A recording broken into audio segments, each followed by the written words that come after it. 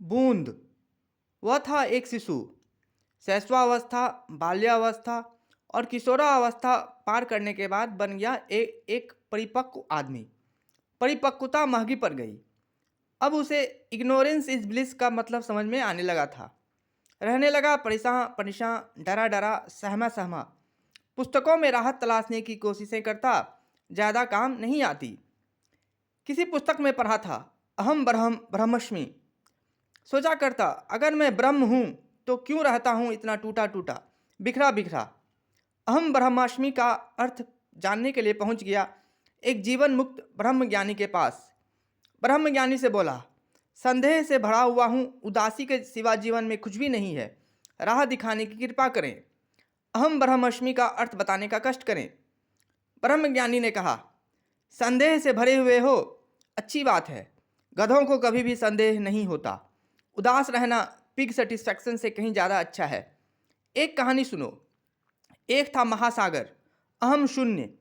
कभी भी सूर्य से ये नहीं कहता कि तुम मुझे कभी भी मिटा नहीं सकते।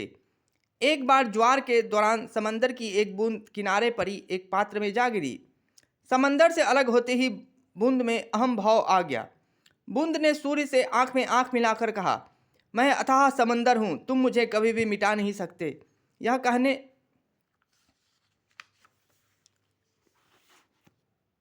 ये कहने के कुछ क्षणों बाद ही बूंद सूर्य की प्रचंड किरणों के प्रकोप से हवा में विलीन हो गया। कुछ समझ में आया वत्स? आदमी ने कहा, थोड़ा थोड़ा समझ रहा हूँ। जब तक मुझ में अहम भाव है, अहम ब्रह्मस्मि कहने का कोई भी मतलब नहीं है। ब्रह्मज्ञानी ने कहा, बिल्कुल सही। जब तक अहम भाव है, तुम बस एक बूंद स्वरूप हो। मिटने का भय हर हमेशा सताता ही रहेगा। हमेशा याद रखो, ईश्वर के अलावा और कोई भी करता नहीं। अहम का त्याग करो और मस्त रहो।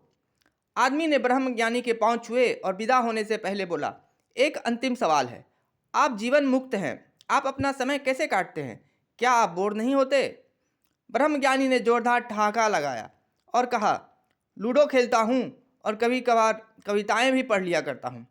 आदमी फिर से बोला, मैं भी कीट्स और ब्लेक को पढ़ता हूँ। आप किनकी कविताएं पढ़ते हैं? ब्रह्मज्ञानी ने कहा, मैं तो ओम प्रकाश आदित्य की कविताएं पढ़ता हूँ। जाते जाते उनकी लिखी चंद पंक्तियां सुन लो, जीवन में बहुत काम आएंगी। इधर भी गधे हैं, उधर भी गधे हैं, जिधर देखता हूँ गधे ही गधे हैं। घोड़ों को मिलती नहीं घास देखो, गधे खा रहे हैं च्यवनप्राश देखो। जहाँ आदमी की कहाँ कब बनी है, ये दुनिया गधों के लिए ही बनी है।